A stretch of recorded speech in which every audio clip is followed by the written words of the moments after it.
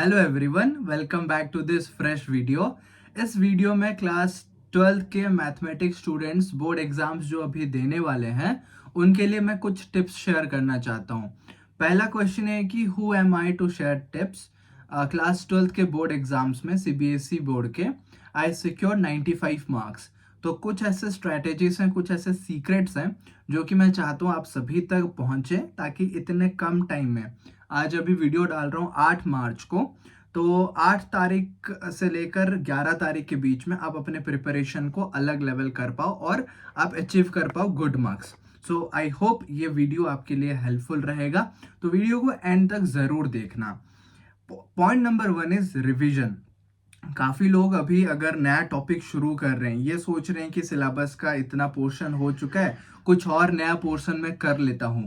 ये बहुत बड़ा मिस्टेक होगा। So please don't do this mistake. आप कोई नया टॉपिक को टच मत करो। अभी तक जितना कर चुके हो that is more than enough.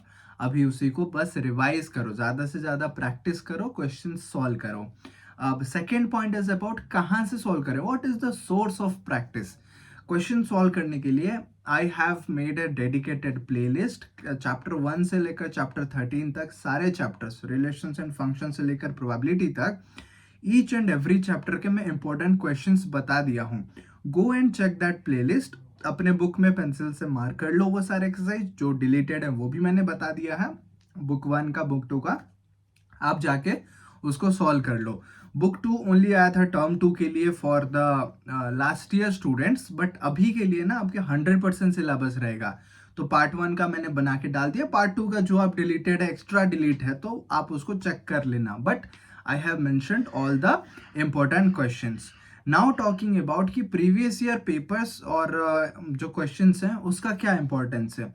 उसका भी बहुत इंपॉर्टेंस है, क्योंकि मैं जब खुद प्रिपेयर कर रहा था, I have solve at least 30 sets of previous year papers. 30 साल का नहीं बोल रहा हूँ, 30 सेट्स की बात कर रहा हूँ। इसका मतलब यह है कि प्रीवियस ईयर में आप देखना, एक होता है नॉर्मल पेपर, दूसरा होता है कंपार्टमेंट पेपर।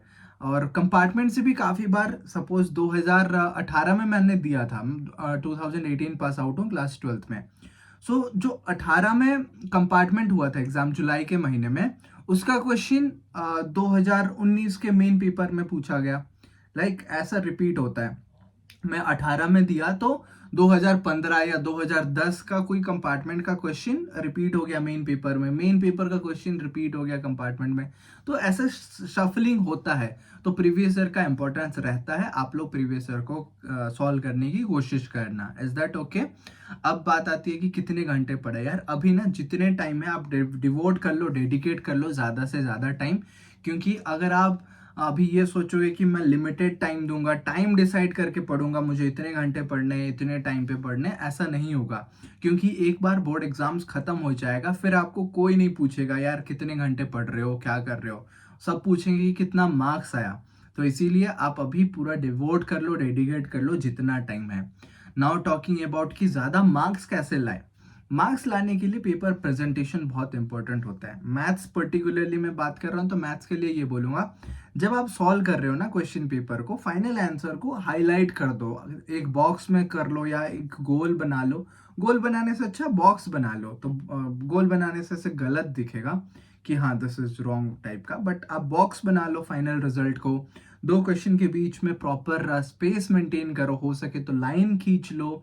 अगर आपको रफ करना है तो पेज के राइट हैंड साइड में ही एक लाइन खींच के आप वहां पे रफ करो।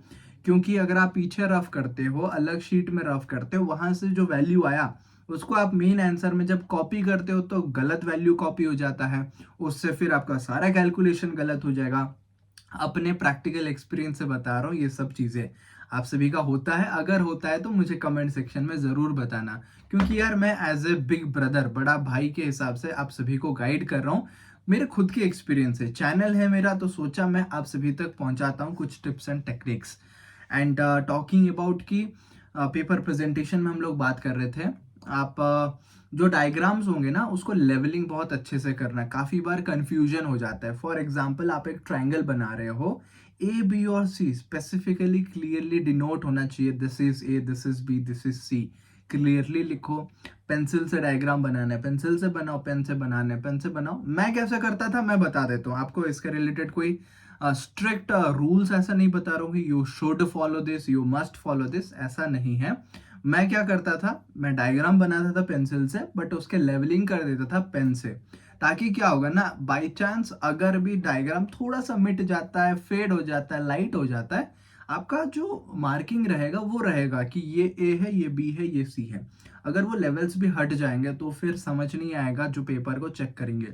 और आंसर राइटिंग का और एक टिप है कि आप एक सेक्शन से शुरू करो और उस सेक्शन के सारे क्वेश्चन को सॉल्व करो, तब जाके आप दूसरा क्वेश्चन करना।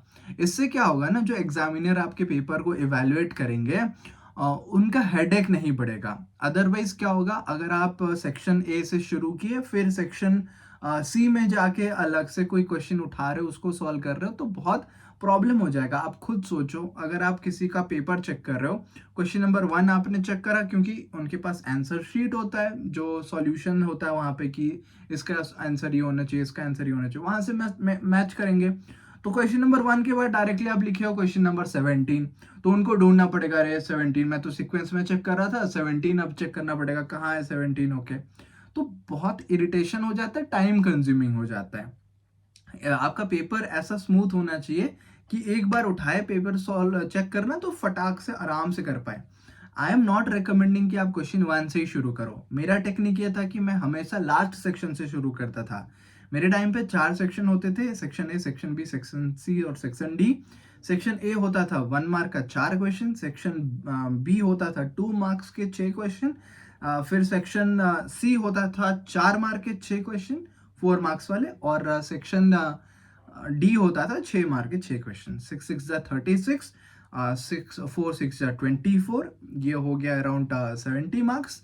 और फिर 2 मार्क्स के से क्वेश्चन 12, और हाँ 70 80 मार्क्स हो गया ये, हाँ ये 80 मार्क्स हो गया।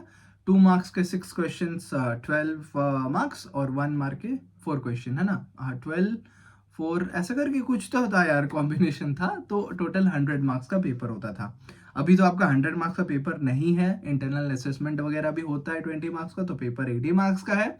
उस हिसाब से आपको प्रिपरेशन करके आंसर लिखना पड़ेगा। जो एमसीक्यूज होता है एनसीईआरटी से काफी बार रिपीट हो जाते हैं, तो उसको भी कर लेना। अब मैं बात कर रहा था कि मैं अपने पेपर को कैसे लिखता था। I always use to start from इधर सेक्शन सी या फिर section D. Most of the cases में सेक्शन डी से शुरू करता था, जो कि लॉन्ग आंसर टाइप क्वेश्चंस होते थे, क्योंकि अगर लॉन्ग आंसर में मैं टाइम देता हूँ तो मुझे 6 मार्क्स मिलेंगे। जबकि अगर मैं 1 मार्क वाले क्वेश्चन में ज्यादा टाइम देता हूँ ना, तो मुझे सही भी हो जाते तो ओनली 1 मार्क्स मिलेंगे। बट 6 मार्क के अगर मैं थोड़ा सा दिमाग लगाता हूँ, आइडिया लगाता हूँ और टाइम इन्वेस्ट करता हूँ ना, मुझे 6 मार्क्स मिलेंगे रिटर्न में। तो मैं टाइम देके सारे 6 मार्क्स को पहले सॉल्व करता था। बाई चांस कोई 6 मार्क का क्वेश्चन नहीं बन रहा तो उसके लिए मैं स्पेस छोड़ देता था, थोड़ा सा ज्यादा स्पेस छोड़ देता था, ताकि अगर भी आंसर कम में खत्म हो जाए तो स्पेस बना रहे। अगर कम स्पेस छोड़ोगे तो आप आंसर फिर बाद में पुश नहीं कर पाओगे। So that is the issue. तो इस पॉइंट के बारे में बात करना चाहता था। ज्यादा वीडियो को लंबा नहीं करूंगा। आई नो आपका एग्जाम से आप सभी को प्रिपेयर करना है, कुछ मेरे तरफ से यही टिप्स थे।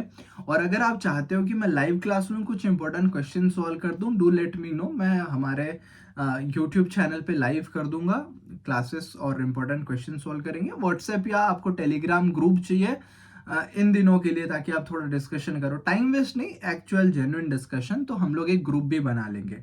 आई होप आपको ये वीडियो पसंद आया तो जल्दी से वीडियो को लाइक कर लीजिए। चैनल पे पहली बार आया है तो चैनल को सब्सक्राइब करके बेल आइकॉन को ऑल कर लीजिए, ताकि बोर्ड एग्जाम्स के बाद क्या प्रिपेयर करना है वो सभी के बारे में मैं आपको गाइड करूंगा। फेल हो जाते हैं तो क्या करना है, ऐसा नहीं होना चाहिए, आई नो। बट कुछ स्टूडेंट्स होते हैं जो देखते हैं, मैं जेन्युइनली रेस्पेक्ट करता हूँ। पिछले 5 सालों से मैं फेल स्टूडेंट्स को पढ़ा के उनको पास करवाते आ रहा हूँ। सो फेल स्टूडेंट्स तो मेरे ही हैं यार, अपने हैं, मैं मानता हूँ। तो मिलेंगे हम लोग अगले वीडियो में। तब तक keep learning, keep exploring and keep smiling. Thank you so much.